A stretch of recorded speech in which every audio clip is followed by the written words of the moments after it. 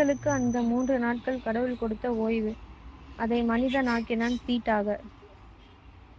செம்மல. ஒரு ஆட்டோவில் எழுதியிருந்தாங்க. ஒரு வீடியோ வந்திருக்கு. அதுதான் நான் உங்களுக்கு சொல்கிறேன். ஸோ சூப்பராக இருக்குது. இதை பார்க்கும்போது எனக்கு என்ன தோணுது அப்படின்னா, அந்த ஆட்டோ டிரைவருடைய வீட்டில் இருக்க பொண்ணுங்கள்லாம் ரொம்ப கொடுத்து வச்சுருக்கணும். ஸோ ஆட்டோலேயே அப்படி எழுதும்போது அவங்க வீட்டில் இருக்கிறவங்கள எப்படி பார்த்துருப்பாரு அவர்.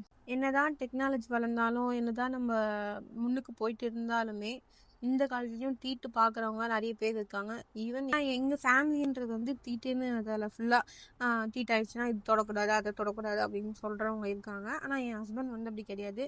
நீ எப்படி வேணாலும் இரு அப்படின்ற ஒரு கேரக்டர் தான். ஸோ அது எனக்கு ரொம்ப பிடிக்கும்.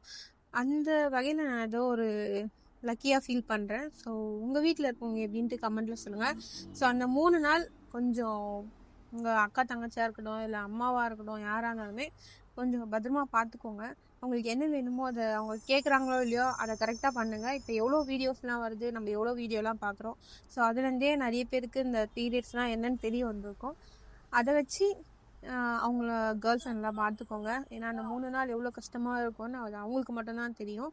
அது பசங்களால் ஃபீல் பண்ண முடியாது. என் ஃப்ரெண்ட்ஸாக இருந்தாலும் சரி, இல்லை ஃபேமிலி மெம்பர்ஸாக இருந்தாலும் சரி. ஸோ அந்த 3 நாள் வந்து அவங்கள கொஞ்சம் டேக் கேர் பண்ணி பார்த்துக்கோங்க. நீங்கள் இவ்வளோ நாள் நல்லா பார்த்துக்கிறத விட அந்த 3 நாள் நீங்கள் நல்லா பார்த்துக்கிட்டிங்கன்னா அது அவங்களுக்கு பெரிய விஷயம். ஸோ நல்லா பார்த்துக்கோங்க. நம்ம கூட இருக்கிற கேர்ள்ஸ் உமன்ஸ் எல்லாரையும் நாம் தானே பார்த்துக்கணும். ஸோ முடிஞ்ச அளவுக்கு சேஃபாக பார்த்துக்கோங்க.